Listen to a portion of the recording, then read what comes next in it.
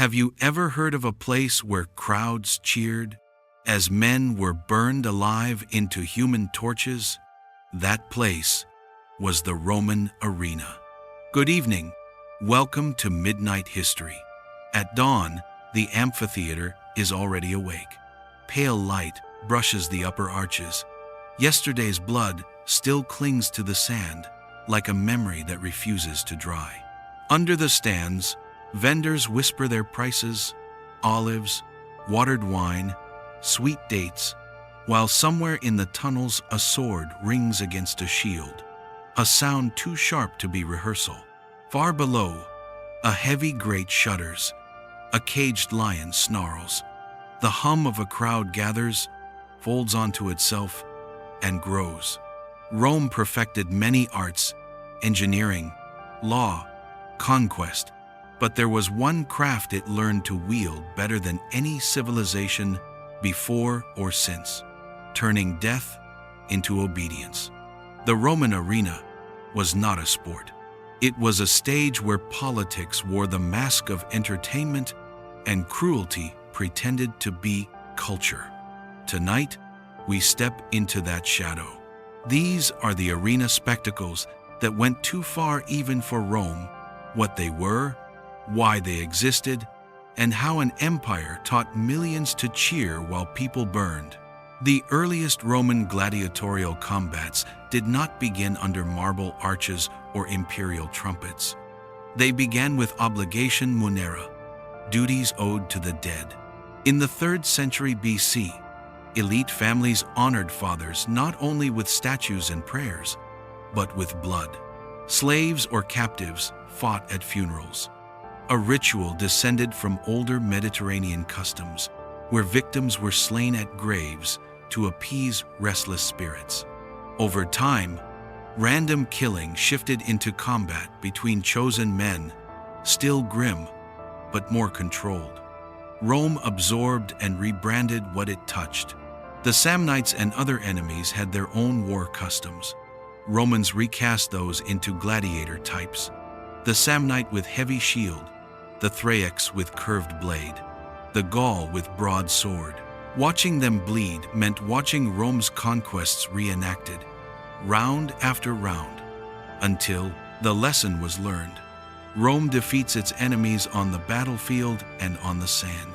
By the 2nd century BC, the state recognized the crowd's appetite and the arena's utility. Religious festivals, supposedly solemn offerings to Jupiter, began featuring combats. Senators framed it as piety.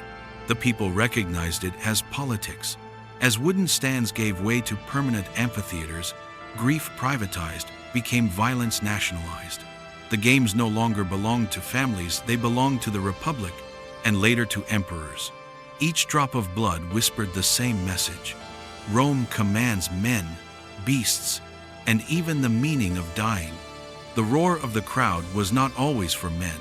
Sometimes it was for beasts hauled from the ends of the earth. Lions from North Africa, leopards from the Caucasus, crocodiles from the Nile, bears from alpine forests, even giraffes paraded as living curiosities. Romans called these shows Venationes hunts. They were not about survival. They were about domination. Julius Caesar set the tone when he displayed a giraffe, an animal so strange the Romans had to invent a name for it. Wonder did not protect it. Wonder fed the machine. Soon, the amphitheater floor became a slaughter ground of exotic life. When the Colosseum opened in 80 AD, ancient sources boast of thousands of animals killed in the inaugural games. Archaeology suggests some were deliberately starved or maimed to ensure swift, bloody spectacle. Behind the roar was logistics: trappers, caravans, ships, chains, handlers. Animals captured halfway across the world were kept alive just long enough to die at Rome's convenience. A panther exploding from a cage in front of 50,000 people was power made visible evidence that even the wild could be netted, transported, and destroyed to amuse a city. Some emperors made the hunts their vanity stage. Commodus, dressed as Hercules, performed kill after kill, rigged, crippled, choreographed. The crowd cheered because it had to, and while Rome applauded, landscapes far away fell quiet. Generations of slaughter thinned populations. The arena was not only a theater of death, it was an ecology in ruin. Popular imagination paints gladiators as evenly matched warriors locked in noble duels. The reality was more twisted. Rome learned to engineer suspense. The retiarius, with net and trident, squared off against the secutor, helmet smooth and eye holes narrow, designed to shrug off the net's knots. It wasn't pure sport. It was a riddle the audience could bet on. Would the net ensnare, or would the sword break through? Balance wasn't sacred. Imbalance was. At times, one fighter faced several. Other days, whole squads clashed like miniature armies, churning sand into a swamp of blood and splintered shields. When novelty sagged, producers reached farther. Gladiatresses, female fighters, presented as scandal and spectacle. Dwarfs pit against beasts. Strange armor that muffled sound and narrowed vision, so combatants stumbled half-blind while the stands howled, and beneath the glamour were institutions. The lanista, who trained fighters. The ludi gladiator schools like the Ludus Magnus, with strict diets, medical care, contracts, and branding iron discipline. Fighters could gain fame, prize money, sometimes freedom. But the system was a meat grinder wearing the costume of merit. Rome sold narratives with the duels. Combatants costumed as barbarians. Scripts that ended in Roman victory again. The moral was repetitive and effective. The empire always prevails.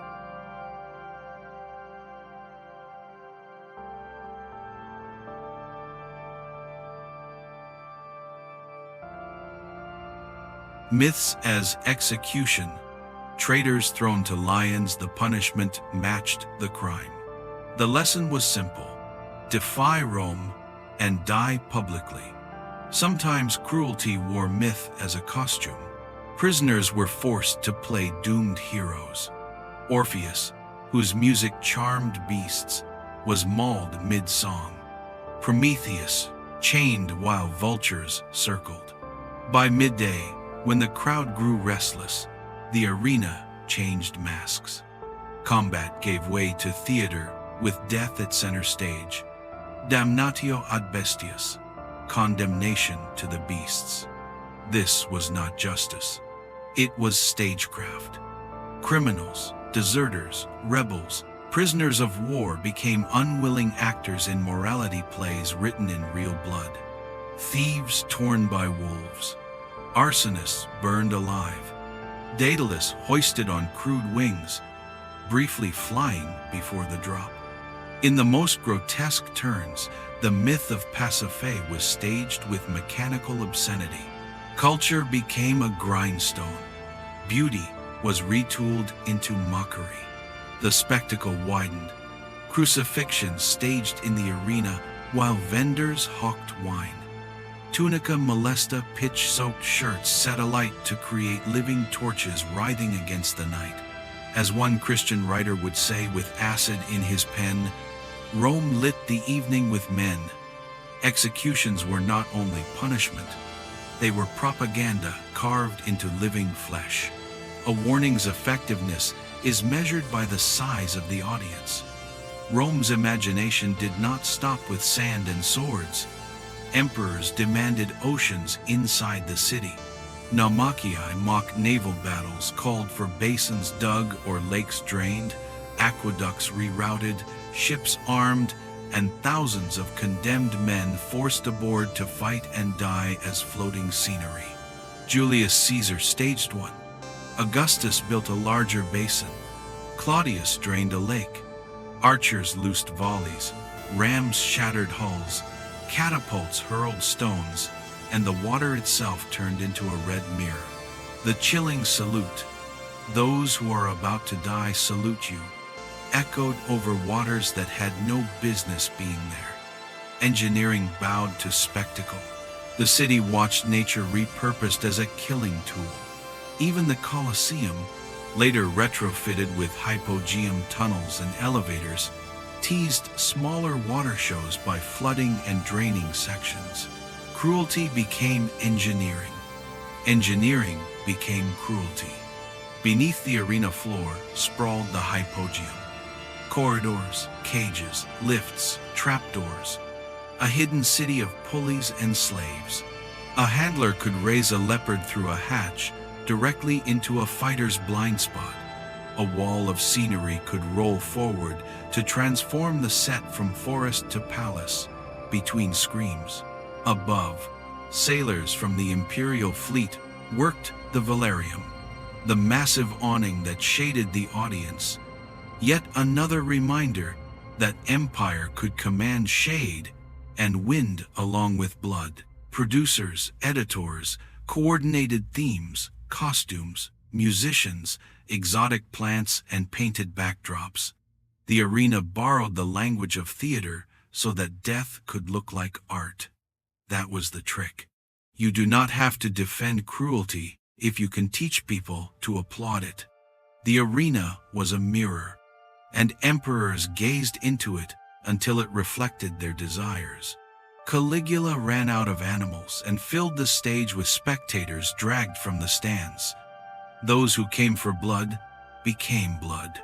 Nero turned execution into cosplay, forcing prisoners to die as tragic heroes so his artistry could shine in their screams. Commodus, the ultimate showman, stalked the sand as Hercules slaughtering crippled beasts, charging the treasury for his performances, forcing cheers, punishing silence. He fought gladiators too, always rigged, always safe. He was not proving strength, he was proving control. Even good rulers were not immune. Trajan, praised as just, celebrated victory with games that lasted more than 3 months. Thousands died tidy deaths in a schedule. The empire had learned to portfolio cruelty, spread it across days, so it felt like culture, not carnage. Spectacle elevates and exposes. Caligula, Commodus, both died violently, remembered not for statecraft, but for theater written in blood. What did the arena do to the people? The wealthy appeared in bright seats. The poor packed the upper tiers. All were washed by the same tide of emotion. Music swelled, the crowd surged, and decisions, thumbs, shouts, roars made life and death feel communal. A person alone might have flinched. A person inside 50,000 could scream for a man to burn and call it justice. Writers like Seneca complained that noon executions hardened the soul. Cicero, decades earlier, praised bravery, but winced at cruelty for its own sake. Early Christians saw persecution and proof. Tertullian called the games seeds of cruelty, but dissent was a whisper drowned by drums. Rome used seats and shade, tokens and tickets, bread and wine to fold the citizen into the ritual. The arena was citizenship by spectacle. You belong because you watch.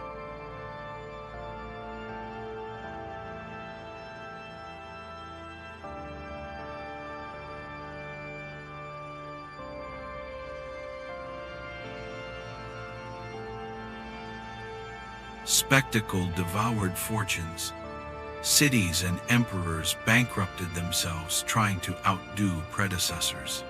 The logistics of animals, ships, costumes, basins, aqueducts, and armor required a global pipeline of money and labor. What began as a flex became desperation circuses to distract from taxes, deficits, border crises. The ecological cost was invisible to Rome and obvious to time. Regions that once echoed with big cats fell quiet. Elephants that once terrorized legions under Hannibal became props under hammers. A city cheered, ecosystems thinned, and something subtler eroded. discipline. Juvenal's bitter shorthand bread and circuses was not only insult, it was diagnosis. A citizen body, once fierce about civic virtue, became a consumer body, fierce about tickets and thrills. As frontiers cracked and funds drained, the arenas crumbled. By the 5th century, the Colosseum stood colossal and mostly silent. The stone endured, the appetite could not. Why did Rome push the arena to such extremes? Because it worked. It converted fear into loyalty. It turned enemies into costumes and punishments into performances. It trained citizens to accept cruelty as normal, first as ritual, then as sport, then as identity. But every system that feeds on escalation must escalate to live. Novelty decays. Crowds dull. Producers invent new extremes. Oceans in the city. Living torches. Myth turned to meat. At some point, the empire was not performing strength. It was performing addiction. When a culture teaches itself to cheer for cruelty, it remains powerful until the costs come due. In coffers, in conscience, in the quiet places far from the city where lions no longer roar. If you walk the Colosseum today, you can still trace the grooves where cage doors slid, the post holes of awning masts, the brickwork of corridors where men and beasts waited. Guides will show you the trapdoors, the elevators, the staging pits. It is easy to admire the engineering. Harder and more honest is to remember its purpose. This was a machine that rehearsed cruelty until it felt normal. A place where myths were flayed into warnings, where the state practiced the habit of making pain look eternal. The ruins do not condemn with words. They ask with silence. What do you cheer? What do you become when you cheer it? A civilization that glorifies violence eventually crumbles beneath its own applause. Rome did not fall because of the arena, but the arena revealed what Rome had become, a master of staging power, and a captive of the need to stage it again. The gates creak shut. The sand is quiet. But the stone breathes echoes, iron clashing, beasts roaring. The crowd's one voice rising like surf. If you listen long enough, you may hear something else. The sound of a question waiting 2,000 years for an answer. Which of these spectacles, the hunts, the living torches, the emperors drunk on their shows best reveals Rome's darkest soul? Tell us below. If this descent into Rome's brutal entertainments gripped you, subscribe to Midnight History. Next time, we follow the trail from the arena's sand to the emperor's throne, where performance ends and policy begins. Good night.